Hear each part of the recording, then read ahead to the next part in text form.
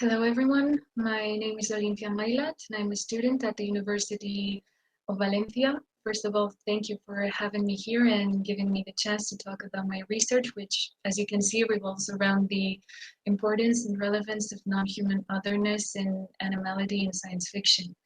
My main goals in this study are to offer an outline and overview of the possibilities that the science fiction genre can offer from an animal studies perspective, and we will get to what that means in a minute.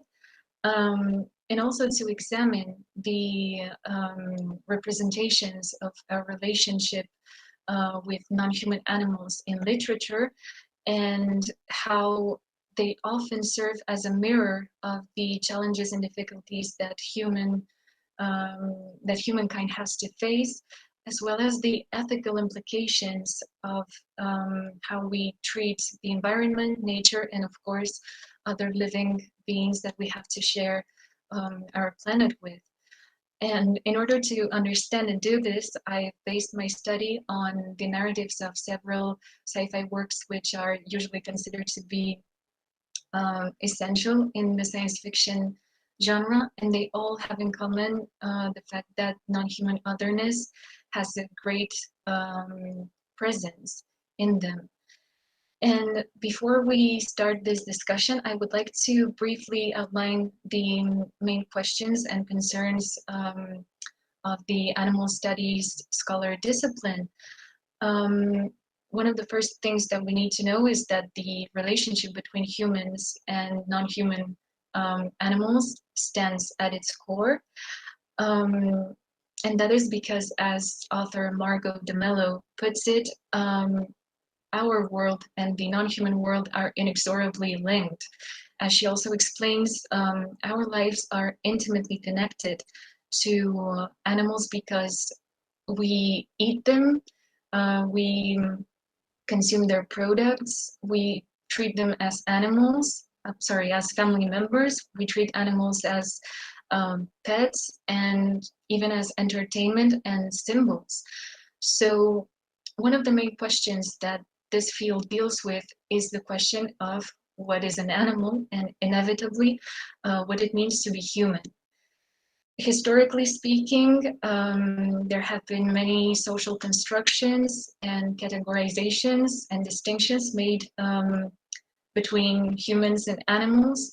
Some philosophers, such as Descartes, for instance, believed that humans stood at the center of the universe because of their capacity to speak and rationality, and considered animals more like mechanical beings, more similar to machines.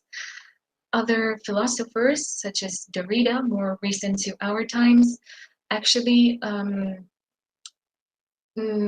advocated for the subjectivity of animals, for their points of view, and emphasized the similarities they shared with us. Also, Christian theology, for instance, used as an element of distinction between animals categories such as whether they were evil, pure, or good. So of course, animals have been have played always a big role in our culture as humans, and have often served as allegorical devices or tools to define or explain what it means to be human, and often to construct the human as a subject. So why did I choose science fiction within from all the literary genres? Well, it is mainly because I believe it has the it has enough scope to offer possibilities of exploration about ideas and concepts that perhaps other literary genres cannot offer that easily. And what is also interesting to me is that, as Jennifer Clemens explains, it reflects the context, meaning the anxieties, even the hopes of the times in which it is written. It usually deals with themes that are related to technology and science and their evolution and how they can affect not only our future as a species, but also the future of all the other species that live on Earth. And usually the non-human presence is granted a symbolism and a political relevance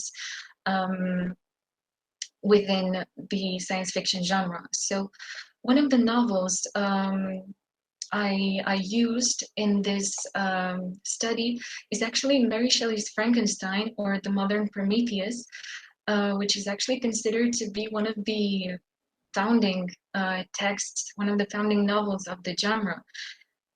It has at its core, it has as one of its main motives the analysis of human nature, but it also it's also considered avant-garde because, as authors such as Lars Schmeink explain, it contains elements of knowledge about humans living in a technological world which are actually quite advanced for its era. It's also a precursor of posthumanism. It expresses posthumanist concerns, and actually posthumanism is one of the elements that stand at the core of science fiction. But more importantly, it also offers an analysis of several ethical dilemmas, such as, for instance, the ideas that the Christian Church had a stance on, like, for instance, whether putting into question whether if God assigned a dominion to humans over animals, or if it was rather a guardianship. The other novel I would like to talk about is Do Androids Dream of Electric Sheep by Philip K. Dick, published in 1968, also known because of its very famous film adaptation, a classical sci-fi, Blade Runner, directed by Ridley Scott. And as I have already said, science fiction is known for expressing the anxieties of its time. And during the 60s and 70s, some of the main concerns that people had were pollution, industrialism, overpopulation, and of course, environmentalist issues. So, of course, they are all very much present in the dystopian world that this novel presents. But more importantly, it also contains an analysis of what it means to be human.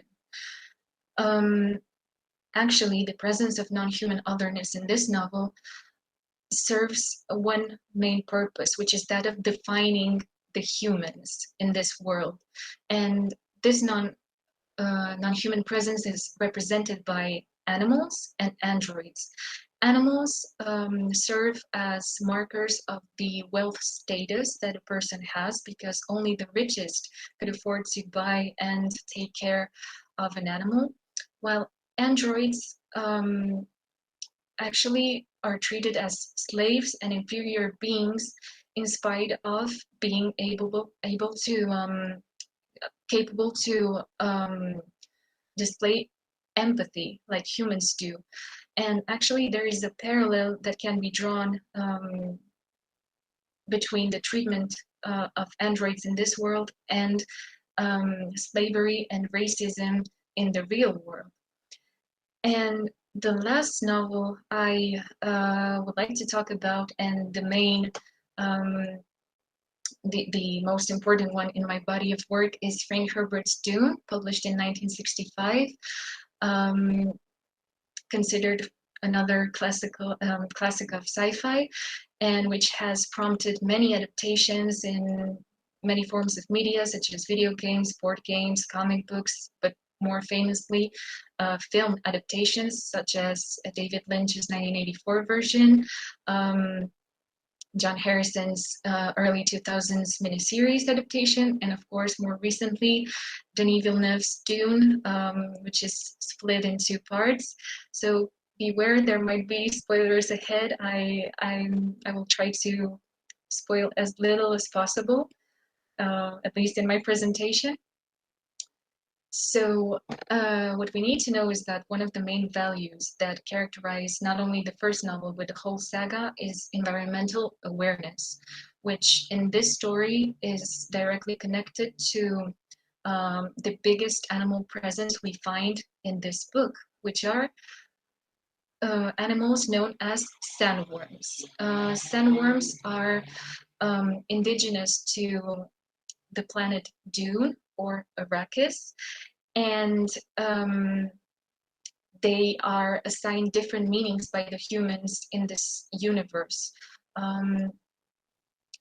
For a bit of context, what we need to know is that the whole story, all the events take place thousands of years in the future, when humanity has long stopped calling Earth home and are living scattered on planets on what is known as the Imperium, the known universe. And they all depend on a very valuable substance known as the spice melange, which can also be found only and exclusively on Arrakis, the planet where sandworms live. And this might be a bit of a spoiler if you haven't read the book, but there's actually a direct connection between the sandworm's life cycle and the production of spice. Spice is a product of a secretion that that sandworms create. So the political importance of sandworms relies more on their product than on their beings per se. Even though most of the people in the Imperium are not aware of this fact for a very long time, they are not aware of the connection between animal and product. As it is explained in the novel, those who control the spice, the production of spice, control the whole political power in the universe, because spice is a drug that has psychotropic powers, and is life enhancing, health enhancing, and it is the only way mercantile travels can be made on an interstellar travel. Those who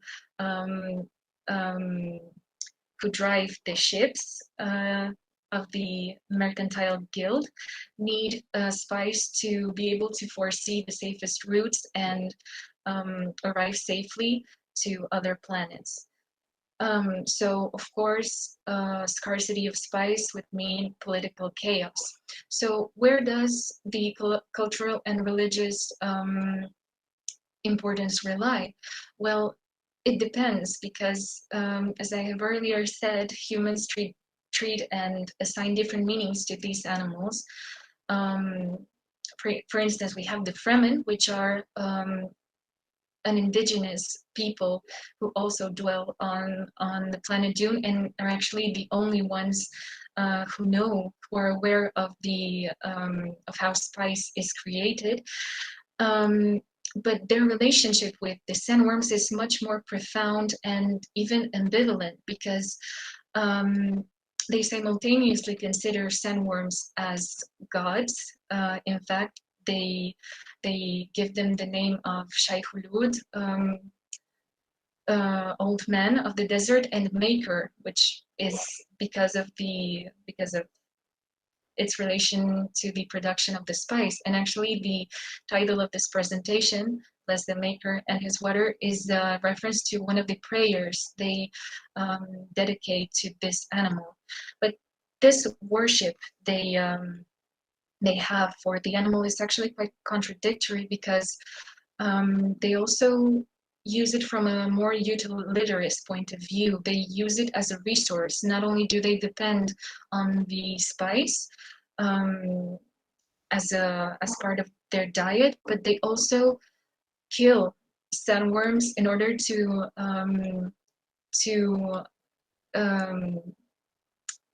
perform some of their traditional rituals, and they even use them as transportation. One of the traditions they have, one of their rites of passage, is that of the sand riding test, where Fremen people need to be able to capture a sandworm in a painful way using hooks, as we can see here, and so control the sandworm as if it were a horse or a camel. And they actually use them in warfare as well. So yes, it's a very ambivalent relationship they have with this animal. But the treatment of human nature and the human relationship with animals in this novel is actually a bit more complex.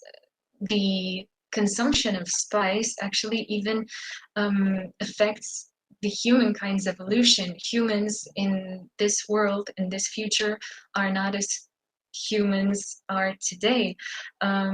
Their physical features and anatomy change because of the use of spice, and their abilities are enhanced to the point where they no longer, some of them no longer even look human. Here we have a guild navigator, which is one of the